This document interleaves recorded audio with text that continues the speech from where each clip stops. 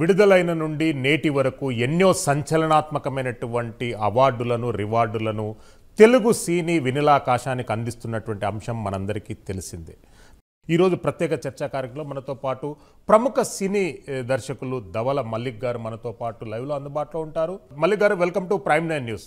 మల్లిక్ గారు, ఎలా ఆస్వాదిస్తున్నారు RRRకు Oscar award రావడాన్ని? ఎలా ఆస్వాదిస్తున్నారు? వస్తాయండి. ఒక భారతీయుడిగా ఒక కాదరైతుకు చెప్పుకోవాల్సిన విషయం ఇది. మీసం మెలేసి చెప్పాల్సిన విషయం అండి ఒక సినిమా దర్శకుడిగా. నేను in the history of Indian cinema మొట్టమొదటిసారిగా ఒక ఇండియన్ సినిమాకి ఆస్కార్ అవార్డు రావటం. ఇంతకు ముందు భారతీయులు చాలా మందికి ఆస్కార్ అవార్డు వచ్చినప్పటికీ కూడా అవన్నీ భారతీయ సినిమాలు కాదు, ఫారినర్స్ తీసిన సినిమాలు, బ్రిటిషర్స్ ఇంగ్లీష్ వాళ్ళు తీసిన సినిమాలు. AR Rahman is an Indian, Rasul Pookutty is an Indian. The work together for slumdog millionaire అండి. వాళ్ళిద్దరికి అవార్డ్స్ వచ్చినాయి, కానీ అది ఇండియన్ సినిమా కాదు. మొట్టమొదటిసారిగా భారతదేశంలో నిర్మించబడి భారతీయులచే నిర్మింపబడిన చిత్రం RRR.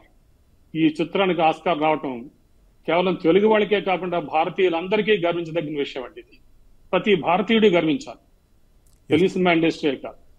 అద్భుతమైనటువంటి అచీవ్మెంట్ చేసినటువంటి ఈ యూనిట్ ని మనస్ఫూర్తిగా అభినందిస్తున్నాను. ప్రతి భారతీయుడు కూడా అభినందించాలని ఆశిస్తున్నాను.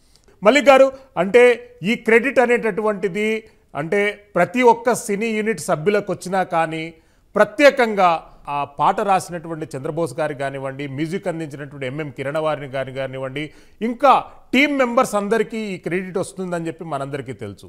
కానీ డైరెక్టర్గా రాజమౌళి చేసినటువంటి కృషి ఈ సినిమాలో ఏ రకంగా ఉంది?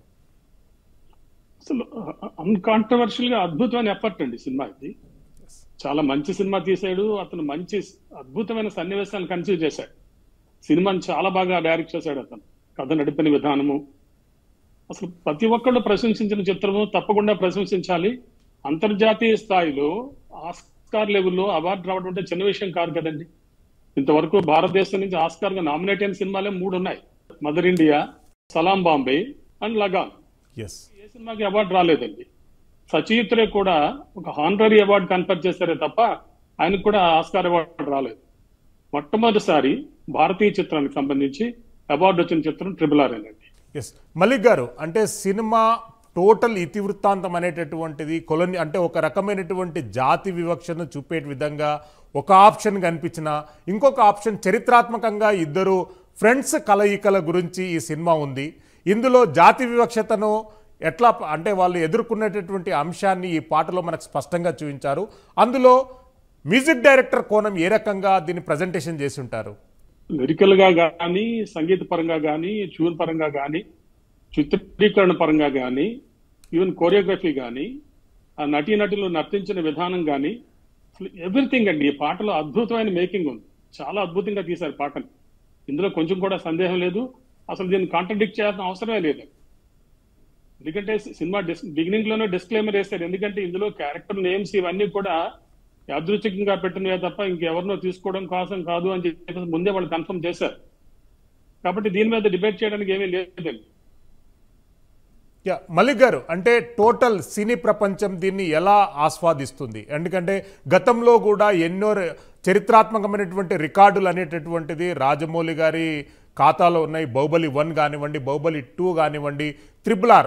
ఇప్పుడు RRR అనేటటువంటిది ఒక జాతీయ స్థాయిలో ఖండాంతరాలలో సుమారు 8 భాషలలో సినిమా రిలీజ్ అయింది. 8 భాషలలో కూడా హిట్ టాకును సంపాదించింది. అంటే 8 దేశాలలో, నాట్ ఓన్లీ లాంగ్వేజెస్, 8 దేశాలలో సినిమా రిలీజ్ అయ్యి ఇప్పటి వరకు హిట్ టాక్ను సంపాదించింది. భవిష్యత్తులో తెలుగు సినిమా గ్రాఫ్ ఏ రకంగా ఉండబోతుంది? తెలుగు సినిమా గ్రాఫ్ మనం RRR సినిమాతో కంపేర్ చేయలేమండి. ఎందుకంటే RRR సినిమా ఇంచుమించుగా భారతదేశంలోని అన్ని భాషల్లో రిలీజ్ అయింది. తెలుగు సినిమాలు చాలా విదేశాల్లో రిలీజ్ అవుతున్నప్పటికీ కూడా ఈ సినిమాతో ఆ సినిమాలు పోల్చలేదు. ఎందుకంటే ఇంత నిర్మాణాత్మకమైనటువంటి ఖర్చులు నిర్మాణ పరంగా నిర్మాతలు భరించే శక్తి కష్టమండి. ఎందుకంటే ఇది చాలా షార్ట్ పెడ్స్ తో కూడుకున్న వ్యాపారం. ఇది ఏమాత్రం కొంచెం తేడా వచ్చినప్పటికీ కూడా ఇంత పెద్ద పెద్ద బడ్జెట్ సినిమాలు తీసినప్పుడు చాలా ఇబ్బందులు నిర్మాత ఎదుర్కోవాల్సి ఉంటుంది. లక్కీగా ఈ రాజమౌళి తీసిన సినిమాలు బాహుబలి 1 కానీ, బాహుబలి 2 కానీ, ఈ RRR కానీ, ఈ 3 సినిమాలు చాలా బాగా కలెక్ట్ చేసినాయి.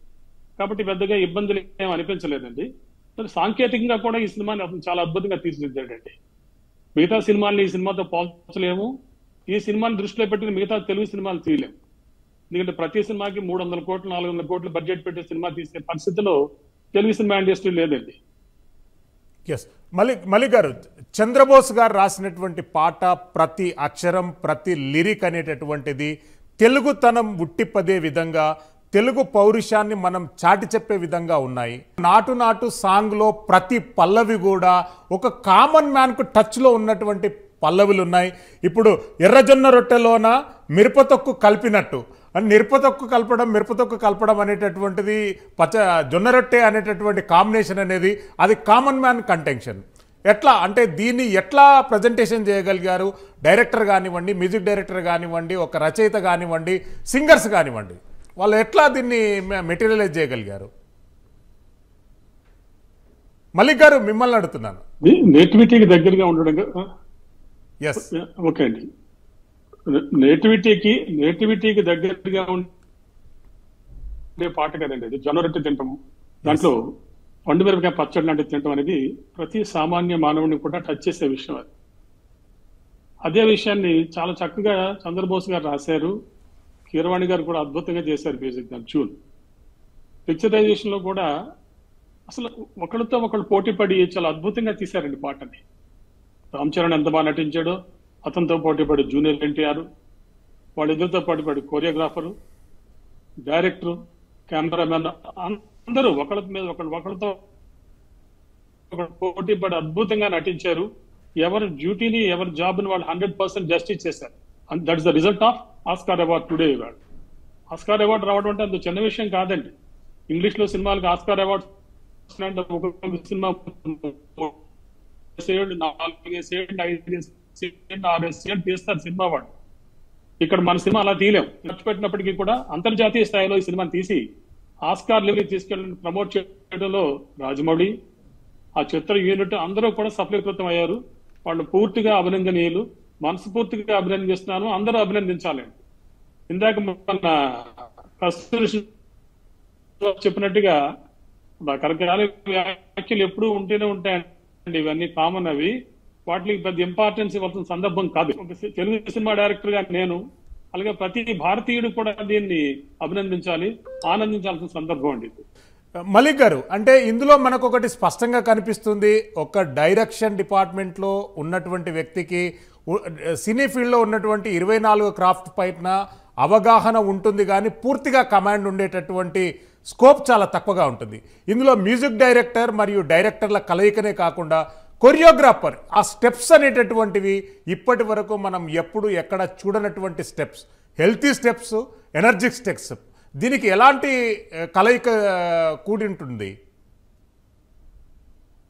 అంటే దర్శకుడు ఫస్ట్ ఒక సన్నివేశాన్ని కన్సీవ్ చేసి ఆ సందర్భానికి ఇటువంటి పాట ఉంటే బాగుంటుందని ఊహించి, ఆ సందర్భానికి ఇటువంటి సంగీతం ఉంటే బాగుంటుందని ఊహించిన తర్వాత దర్శకుడు, సంగీత దర్శకుడు కలిసి ఒక మంచి మ్యూజిక్ తీసుకురావడం, ఆ తర్వాత దాంతో గాయకులతో పాడించడం. ఈ పాటను పాడిన ఇద్దరు కూడా రాహుల్ సిప్లిగంజి, కాలభైరవ్ కూడా చాలా బాగా పాడారు. అంతకుముందు రాహుల్ సిప్లిగంజి పాడిన పాటలు వేరు, ఈ పాట వేరు. కానీ ఈ పాటలో అతను అద్భుతంగా పెర్ఫామ్ చేశాడు. ఆ తర్వాత కోరియోగ్రాఫర్ తో కలిసి పెర్ఫార్మ్ చేస్తున్న ఆర్టిస్టులు కొన్ని ఇమేజ్ ను కూడా పరిగణలోకి తీసుకోవాలి. ఇక్కడ ఇంపార్టెంట్. ఇద్దరు ఈక్వల్ హీరోస్ ఉన్నారు ఈ సినిమాలో. ఒకళ్ళు ఎక్కువ కాదు, మరొకళ్ళు తక్కువ కాదు. ఈక్వల్ ఇమేజ్ ఉన్నవాళ్ళు, ఇంచుమించుగా ఈక్వల్ కమర్షియల్ వాల్యూ ఉన్న వాళ్ళిద్దరూ కూడా ఫోటోగ్రఫీలో నాలెడ్జ్ ఉన్నవాళ్ళు, మంచి ప్రవేశం ఉన్నవాడు కాబట్టి ఆ పాటని కోరియోగ్రాఫర్ అంత బాగా తీయగలిగాడు. అలాగే షార్ట్ మేకింగ్ లో కూడా డైరెక్టర్ నార్మల్ క్లియర్ గా తెలుస్తూ ఉంటుంది. మలిక్ గారు, అంటే పాటల కేటగిరీలో సినిమాకు ఆస్కార్ అవార్డు రావడం అనేటటువంటిది అందరినీ, అంటే సినిమా ఫీల్డ్ టచ్ లేనటువంటి వాళ్ళకు కొద్ది ఆశ్చర్యాన్ని క్రియేట్ చేస్తుంది. అంటే ఆస్కార్లో ఎన్ని విభాగాలకు అవార్డులు ఇస్తారు? ఆస్కార్లో ఆల్మోస్ట్ అన్ని విభాగాలకి ఇస్తారండి అవార్డ్స్. కాకపోతే ఆస్కార్ అవార్డ్స్ కాంపిటీషన్కి వెళ్ళే సినిమాల్లో జనరల్ గా పాటలు తక్కువ ఉంటాయండి. అంటే పాట అనేది ఇండియన్ సినిమాలో ఒక భాగం, కానీ హాలీవుడ్ సినిమాలో కాదండి. ఎస్ స్టోరీ నారేట్ చేయడానికో లేదా మోస్ట్ ఆఫ్ ద టైం ఇలాంటి డ్యూయట్స్ లాంటి పాటలు హాలీవుడ్ సినిమాలు మీరు ఎప్పుడు చూడరు. హీరో హీరోయిన్స్ పాటలు పాడాలు ఇటువంటి పాటలు అక్కడ ఎక్కువ ఏమి ఉండవండి. ఇండియన్ సినిమాలో మాత్రమే ఉంటాయి.